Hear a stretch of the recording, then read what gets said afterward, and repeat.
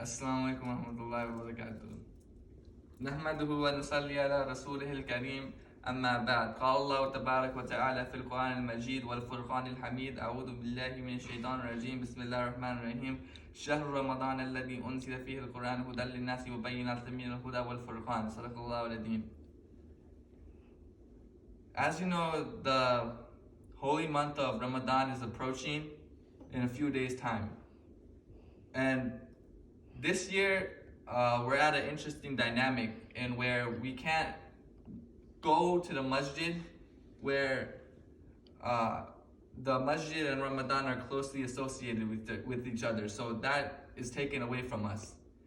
And I know many of us can't even fathom that Ramadan is going to happen without us as Muslims going to the masjid and praying in front of Allah subhanahu wa ta'ala and praising Him for everything that He gave us in our life.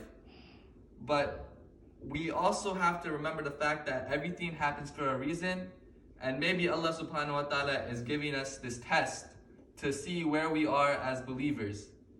And many of us can use this as an excuse to do less, or many of us can use this as an excuse to do more inside our homes.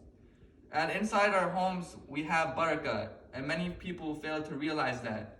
And during this month, I advise that many of us should turn our own home into masjids. And how can we do that, you might ask? Some of the things we can do is, make our homes a peaceful place and make our mahol, the environment inside our homes, peaceful. And always say Allah's subhanahu wa ta'ala's teaching, and always following the sunnah and following the hadith of the Prophet Muhammad sallallahu alaihi wasallam when we are inside our homes during this month.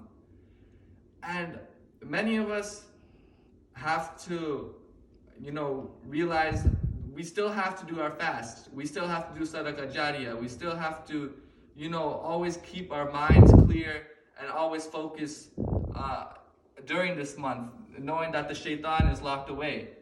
So all we have to do as Muslims is remember this, and we will be fine. And even though we don't have the masjid, that doesn't stop us from reading Quran and learning and constantly learning more and more about the Prophet ﷺ and his sunnah and Allah subhanahu wa ta'ala and his teachings and all the different prophets during this month. As you know, this is the month where the Quran was revealed, and many of us can open our minds to learn new things and acquire knowledge that will help us in this life as well as the hereafter. So if we go on to our fasts, what is fasting basically? Fasting is a sacrifice that we make for Allah subhanahu wa ta'ala. We give food up for a limited amount of time, for Allah subhanahu wa ta'ala, and then we eat when Maghrib time starts. So what can we do during this month? We can fast to the best of our abilities. We can encourage others around us to fast. We can have a clear intention to make sure the fast we're doing is for Allah subhanahu wa ta'ala's sake and for no one else. For zakat, what can we do for zakat? Also, we can make our intentions clear, and we can donate to the right places, and we can donate to the right communities that need the sadaqah. And remember, the one thing we have to do with our sadaqah jariyah is always have clear intention. Without the intention, the sadaqah might not be accepted. So always keep that in your mind. Another thing that we should do in the month of Ramadan is always read the Quran whenever we have the chance to. And always, not just read it, but understand it. There's two sides of it. If you just don't know what you're reading, then there's no purpose in what you're doing. So always, take out a time or with your families to, read the Quran and understand it. Do a tafsir every single day, and maybe Allah subhanahu wa ta'ala will help us.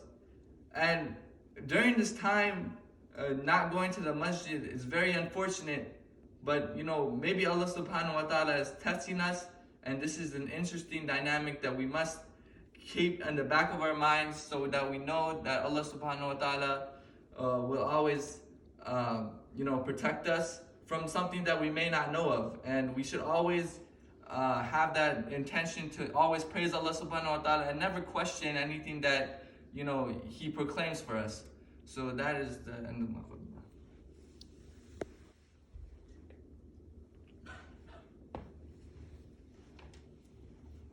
قال الله تبارك وتعالى في القرآن المجيد إن الله وملائكته يصلون على النبي يا أيها الذين